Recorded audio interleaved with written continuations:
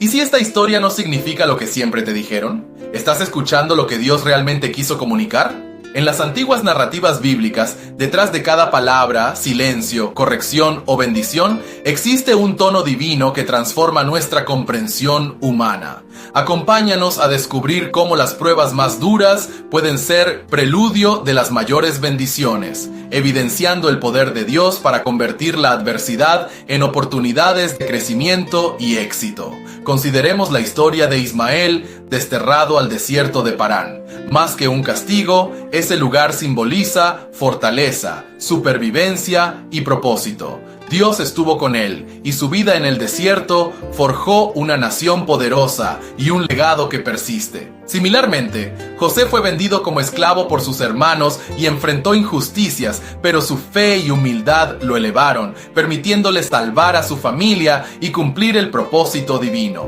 El tono de Dios en estas historias es de amor paciente y fiel, un llamado a confiar y hallar propósito en el sufrimiento. Como dice Génesis 50:20, vosotros pensasteis mal contra mí, mas Dios lo encaminó a bien.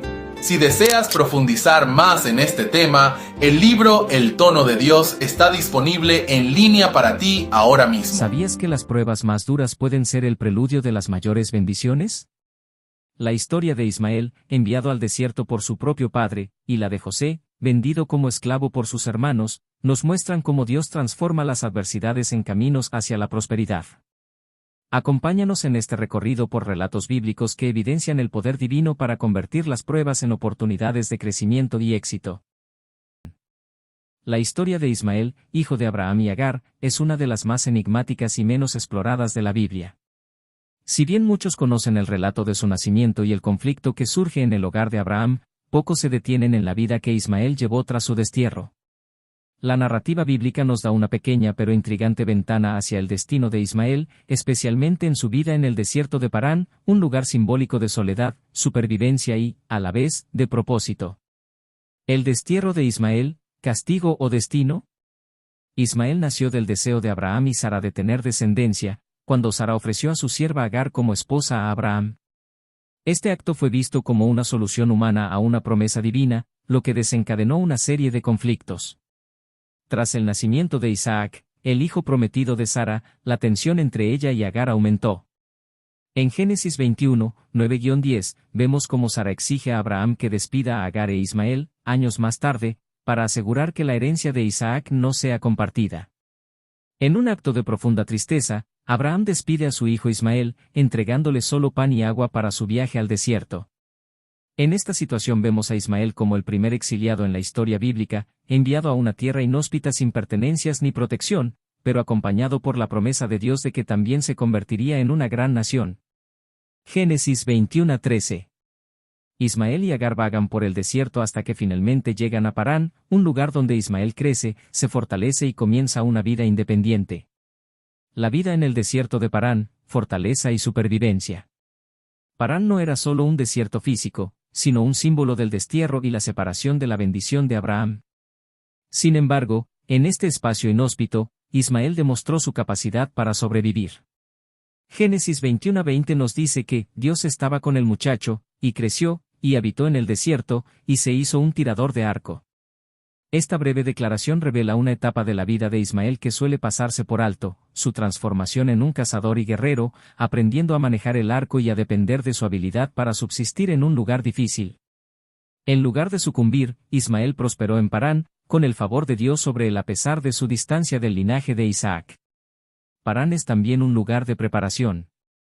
Desde este entorno hostil, Ismael comenzó una vida que influiría en generaciones futuras. Su fortaleza como arquero y líder en el desierto marcó la fundación de una cultura nómada y guerrera, dejando una impronta en la región y en la historia del pueblo ismaelita. Parán, lejos de ser un lugar de abandono, se convirtió en el escenario en el que Ismael se forjó como una figura imponente e independiente. La herencia de Ismael, una nación prometida. La promesa de Dios de hacer de Ismael una gran nación se cumplió.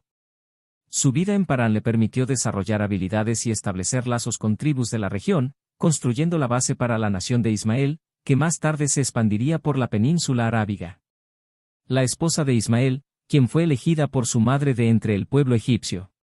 Génesis 21:21, también indica la mezcla cultural que Ismael traería a su descendencia. Su linaje se convertiría en una nación fuerte, cumplida en el desarrollo de los pueblos árabes. Descendencia de Ismael. La descendencia de Ismael, el primer hijo de Abraham, es notable en la historia bíblica y se relaciona con varios personajes y pueblos significativos.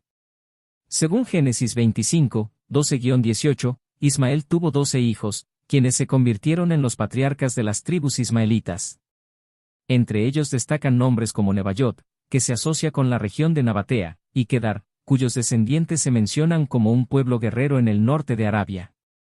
Ismael también es considerado un antepasado de Mahoma, lo que resalta su importancia en la tradición islámica. La influencia de Ismael se extiende hasta lugares como Egipto y Arabia, y su legado perdura a través de las generaciones, resaltando su rol en la narrativa bíblica y en la historia del pueblo árabe.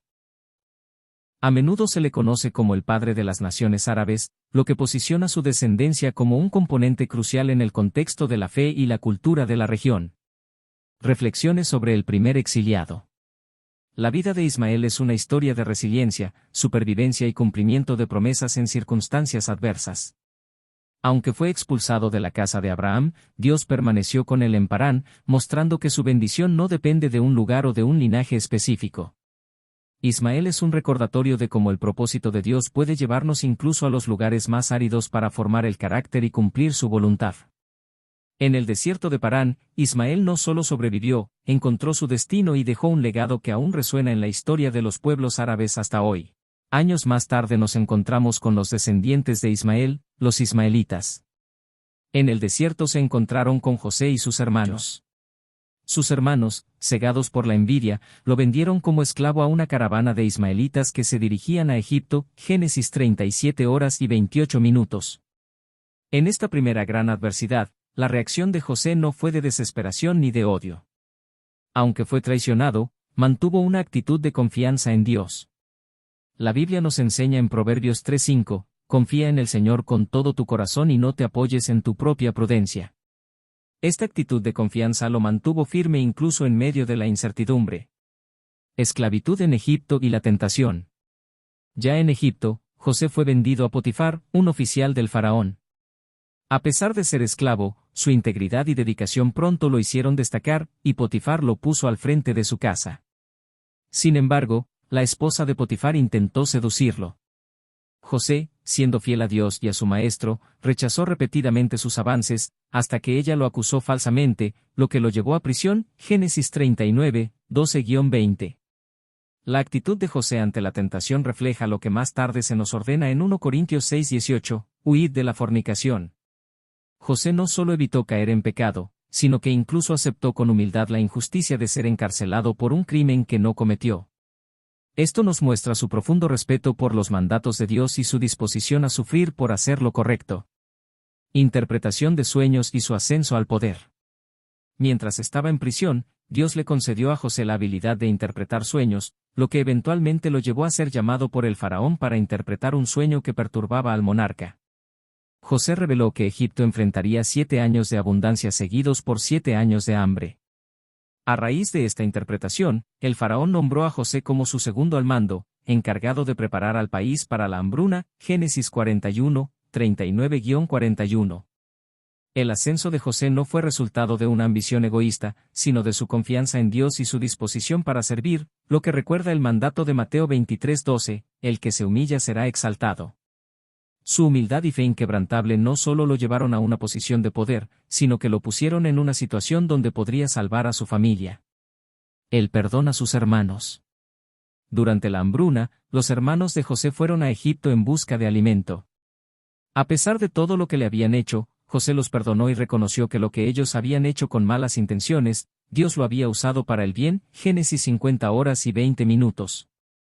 Este acto de perdón es un ejemplo del mandato de Efesios 4:32, sed bondadosos unos con otros, misericordiosos, perdonándoos unos a otros, como también Dios os perdonó a vosotros en Cristo.